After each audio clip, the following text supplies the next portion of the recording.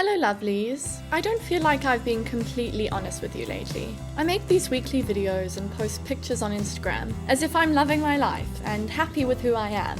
Don't get me wrong, I am living a good life and I'm fairly happy, but being a YouTuber has had an effect on my self-esteem. As some of you may know, I really put myself out there online, which opens the door to a lot of vulnerabilities that mainly boil down to self-worth. Even though being present online is technically just meant to be my job, it's very closely linked to my actual life, and what I post, even though edited, is still pretty much me. So if a post doesn't do well, or if somebody tells me that they don't like the way I look, I feel like a failure and my self-esteem takes a knock. Usually when this happens, I start to compare myself to others. I'll spend hours trolling people on social media, trying to figure out why they're so much better than me. But I often forget that what I'm seeing isn't actually real. It's just a filtered version of reality, literally and figuratively. And it does a great job of making me feel less worthy, especially when I'm sitting in my PJs with greasy hair, wondering what I'm gonna post next. And then when I do post something, it doesn't get the likes that I want, so I've got to delete it.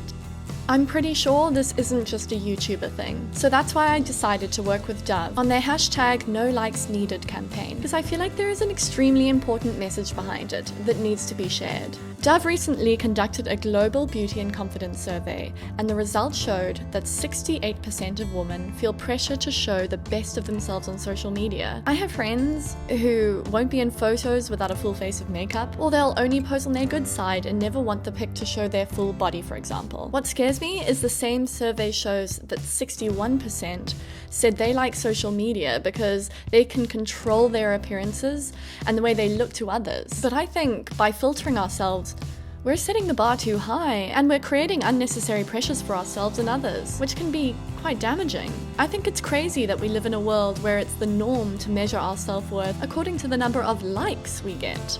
Do likes equal happiness? Take it from me. I mean, I might get more likes than you do, but that doesn't make me feel any less worried about things like my impending wrinkles, or the fact that I have a couple less thousand likes on one photo of my eye compared to another one where I look glamorous with my boyfriend. I know this is something I need to work on, and I'm hoping that we can work on it together. We need to find validation elsewhere and stop seeking happiness from likes, because in the end, the only like that really counts is our own. If you're with me, then I urge you to like your latest post yourself and share your thoughts on the topic using #NoLikesNeeded. And if you're looking for helpful tips on an array of self-esteem topics, visit selfesteem.dove.co.za. I'm also going to be taking over Dove's Twitter page on the 14th of November, so make sure you set a reminder and head over to Dove South Africa on Twitter and we can chat.